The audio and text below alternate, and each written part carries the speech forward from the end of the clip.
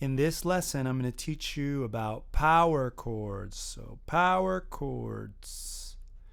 Power chords. So first of all, power chords, what are they? First thing you want to know about power chords is they are chords made of just two notes. Two-note chords. Now, most chords have either 3 or more notes involved in the chord. However, power chords only consist of 2 notes. And the 2 notes that you will hear, this might be a little on the music theory side, but you'll understand it later. And we have other lessons on this. But it's basically playing the 1 and the 5 of the major scale.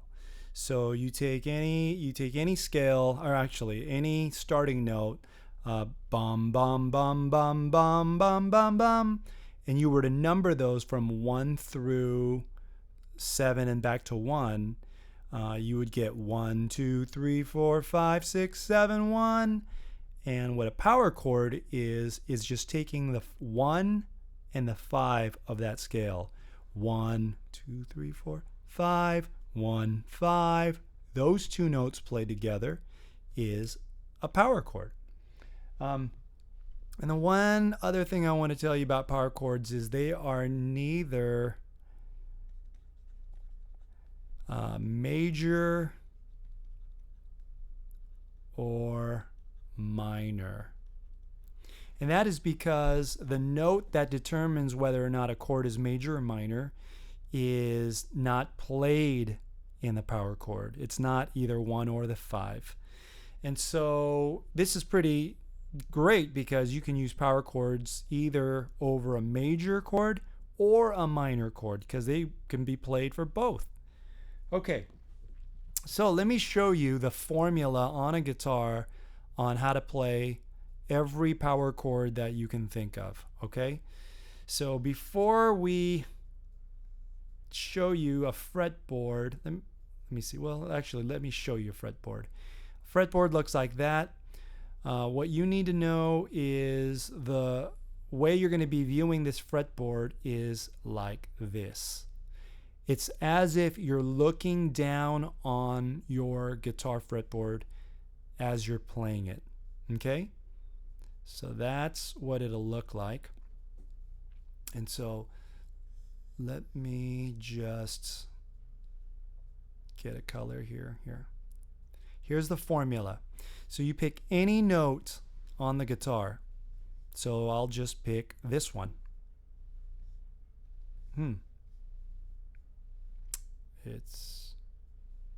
Here we go. All right. I'll pick this note right there.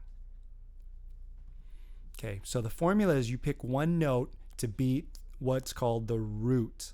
That is what the chord name is going to be based off of. So this is here a G note. And so this power chord is going to be called a G power chord. So that's the starting note, and the formula is real simple.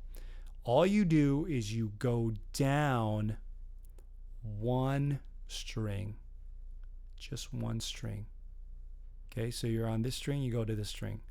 And then what you do is you go to the right 2 frets. 2 frets. So there's one, down one string, right 2 frets, and you play another note. And these 2 notes played together will be a G power chord. It's that simple. Let's try it again.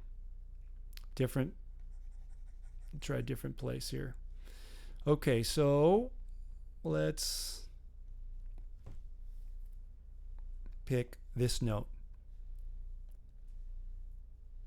So that's the root. You remember that's the starting note. That's a B. So the formula once again is you go down one string and you go to the right 2 frets. If you play those 2 together, these two together, that will be a B power chord.